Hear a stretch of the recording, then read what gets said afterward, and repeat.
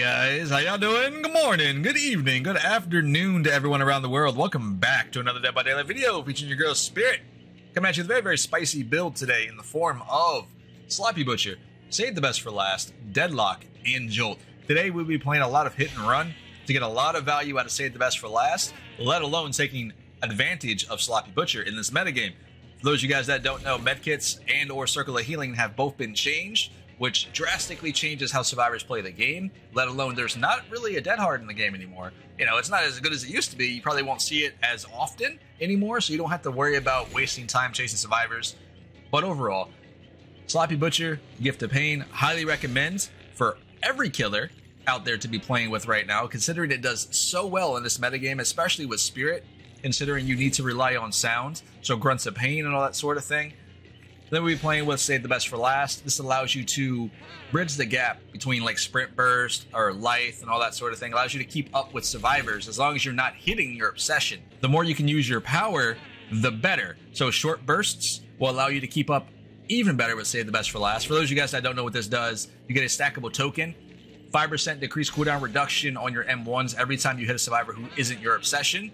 And then we're taking Deadlock just in case someone pops a gen while you're inside of a chase. This will lock down another gen and has progress on it. You can sub this out for my favorite 3 perks with this build setup here: Dead Man's Switch, Discordance, and Corrupt Intervention. There's other ones as well, but those are my top 4 when it comes to this build, because Deadlock is included.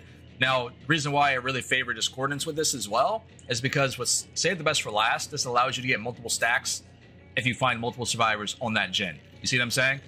And then on top of that, we take Jolt to make sure you have a little bit more pressure on top of Sloppy Butcher. Considering when they're injured, it's a lot easier to slug them, wait for them to get picked up, then smack them again to get that value. But overall, let's dive into the game. Remember to smash the like button, helps me out a ton. Let's get into it. All right, boys and girls, here we go. Diving into our first game, coming at you with the exact same build that we just mentioned with Jolt, Save the Best for Last, Deadlock, and Sloppy Butcher. Before we get into it, how is everybody doing, man? Are we chilling? We having a good time playing Dead by Daylight? How's life treating you guys, man? Hopefully everybody is out there living positivity with a smile on their face and having a great time. But overall, thank you guys for tuning in, watching my content, and giving me that support that we need to get this channel off the ground. I really appreciate it. For those of you out there who are new here, welcome to the home of Spirit. Cool, Meg. Appreciate it. That's not Meg, my bad. Welcome to the home of Spirit for all you newcomers out there. For those of you that have been here for a long time, I appreciate the support, boys and girls. Please stick around. We have a brand new series coming out, which should be hitting this week as well. It's going to be after the Spirit Guide, or you might even see it before the Spirit Guide as well. But this will be the best builds for Spirit, in my opinion. So I'm very, very hyped for that. All right. Okay, this is how we're going to do this. I hate these hay barrels. Well played. All right, we're going to sit right here. Now what? Go ahead. Play with me some more. We're gonna slug her real quick though. This makes the most sense. I know it's a little weird, but here's the thing. What I've learned playing with Save the Best for Last, right? If you slug a survivor, another survivor will come out of the woodworks and be like, oh, let me pick you up, right? As long as it's not your obsession, you did great. So you have a 3-in-1 chance, or 3-in-4 chance of getting the right survivor. That way you get multiple tokens. And if you can hit multiple survivors with Sloppy Butcher in the early game, boys and girls, it's going to benefit you tremendously. Cool. There we go. That's 3 stacks. And if we down her, that's a 4th stack. Before the first gen pop. What did you learn, you silly goose? Hey look, that's 2 survivors hooked up already by the first gen. That's nuts. Alright, so there's the first one. And look, everybody comes out of the woodworks. Unfortunately, that is our obsession, so we do lose 2 tokens, so it's like they go back and forth. Nice pallet. Guess we'll get her hooked up here, it's fine. Cool, we can go this way anyway. Also, be mindful.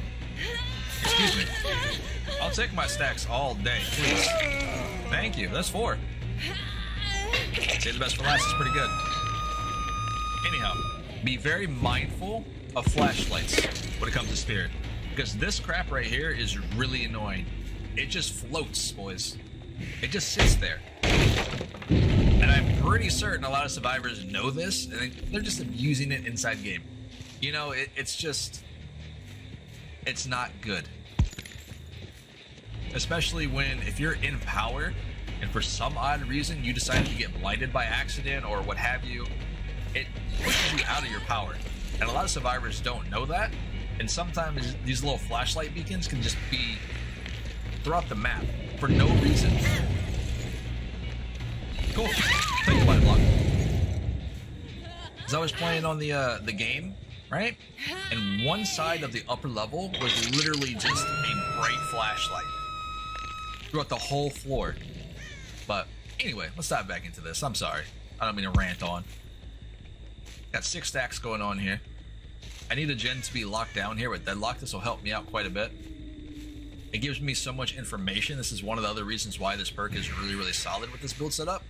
Considering that as soon as a gen is locked down, if you have a survivor on hook, cool. Then that means you would know a survivor is possibly heading your way to get that unhooked. That gives you an opportunity to get more stacks and save the best for last if you're vigilant enough. Ain't worth it. Save the best for last, ain't gonna let you. So good. Unfortunately, we lose some sacks because of our obsession, but I knew he was still back here. Come here, buddy. You gonna get yours. Thank you. Sure. But ask yourself, was it worth it? I'm pretty sure it wasn't. We'll get you hooked up.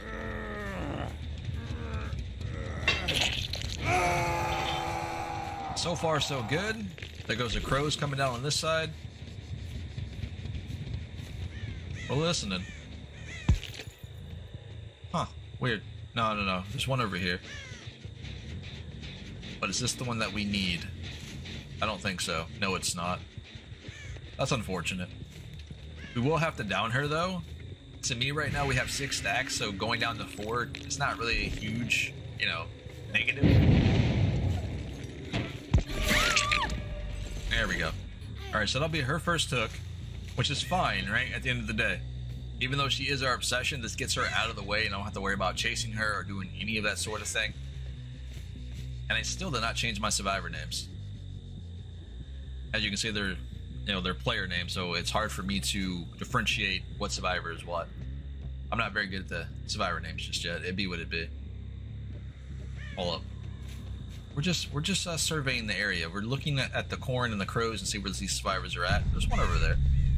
Take it. So that's 20% reduction on cooldown when it comes to your M1s right now, which is really, really good. It's 5% per. Around the corner. Sure. Uh-huh. What did you learn, bud? What are we doing? Bro, I have nothing but time. Wow. Okay. He, like, went through me. You see what's bad about this is, like, you're so accustomed to Dead Hard that even I just forget it's not in the game. I mean, it's in the game, but you know what I mean. I'm just waiting for him to use it. It's a pain in the butt. My bet is she waits for Hatch. Like, 9 out of 10 survivors do this. They're like, bro, I got this. I can get out. No problem. Let's let him die on the hook. Don't be that guy, please. Which boy? Thank you very much. So we are going to ignore him because he is mangled and hemorrhaging right now. So he does have a med kit. I just don't think he has enough charges. Unless he found another one. But we'll see. Sure. Nice balanced landing. She about to run me. I'm trying to tell you. There we go. Well played. Well played. Hold up. I'm sitting here thinking that she's trying to loot me. Nah, she just holding W. Alright, you got me there, though. I'll give it to you.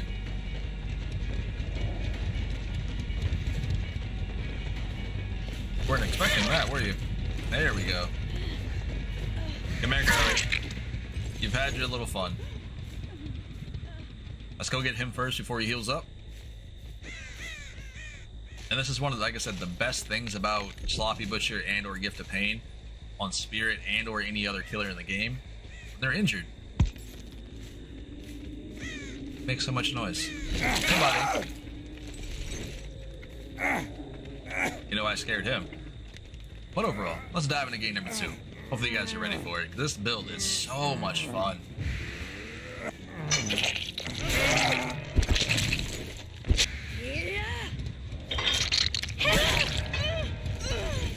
Alright, boys and girls, here we go. Diving into another game here. Coming at you with the exact same build as last time with Jolt, Save the Best for Last, Deadlock, and Sloppy Butcher. Hopefully, this will be a fun map. I haven't been to this one in quite a while, to be fair, but it be what it be. I just hope I don't get that flashlight bug yet again. I've been having it pretty much every game since this new patch that's come out. Girl, where you going? Where did she go? What bled? I'll take the bloodlust, but I don't think it matters. Yeah, she is gone, boys. I am not sure where she went. What bled? Let's go back and check this gen in case she decided to double back all the way back here and start working on it. This might cost me. Alright, doesn't appear anyone was on that gen, unfortunately. Who'll be this? Sure, we'll take it. This happens to be our obsession. Excuse me. Hello? Get back here. This happens to be our obsession, which sucks, right? So we're not going to get a stack on Save the Best for Last. But we should be able to make value on this. Like I tell you, if you end up getting your obsession the very first time, it's not so bad, considering that they will come for the hook, they will come for the slug, depending on what you feel like doing at the end of the day.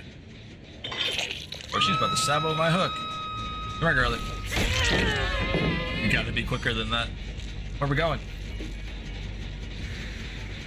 Nice job. Well played in that stupid sprint burst. She's gonna go back. Yep.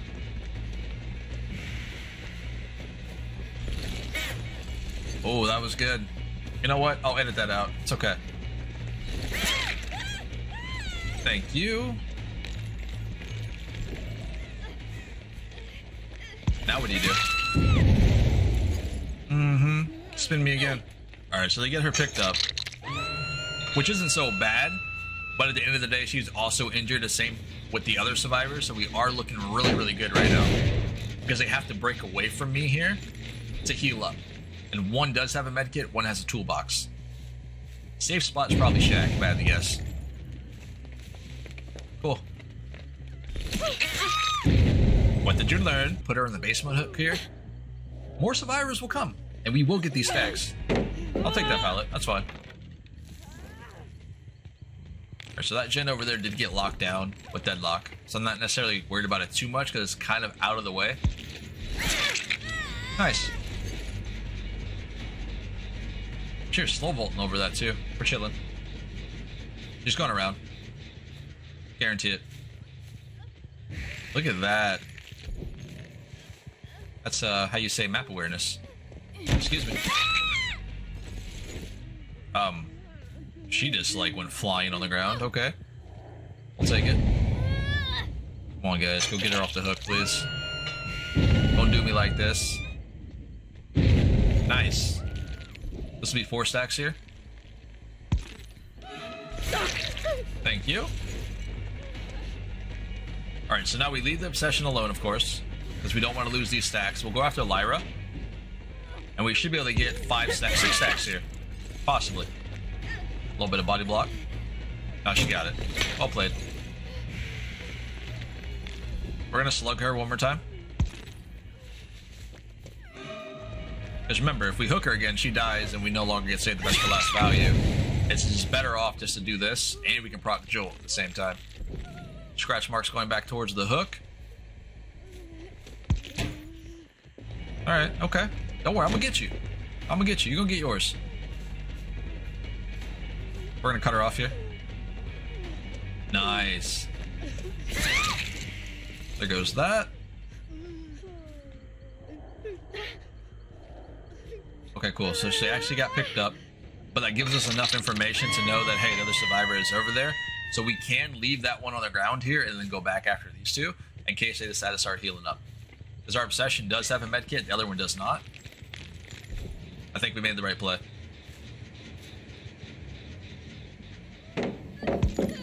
Nice.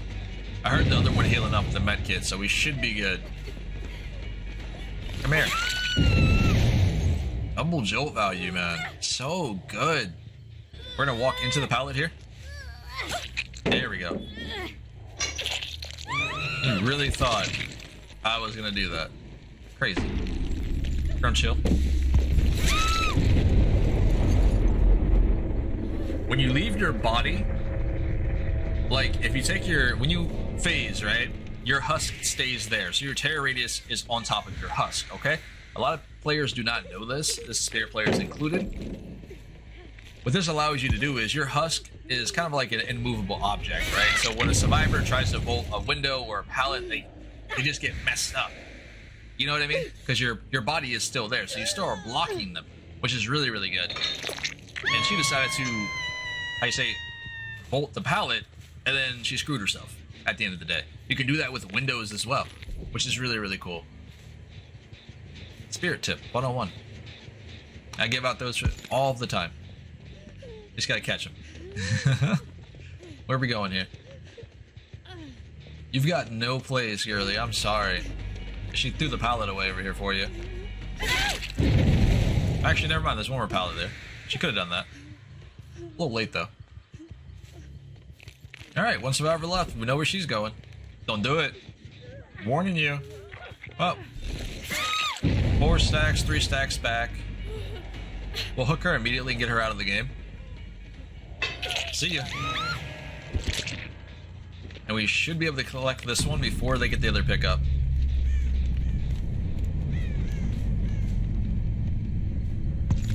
Come on, where you at? There you are. Come here, Chiquita. You're not gonna get very far. But overall, this is one of my favorite adaptations of a hit and run playstyle. I do have multiple different builds I enjoy, of course, that I showcase on the channel here, but this is one of the ones that I think is going to shine tremendously well in this metagame.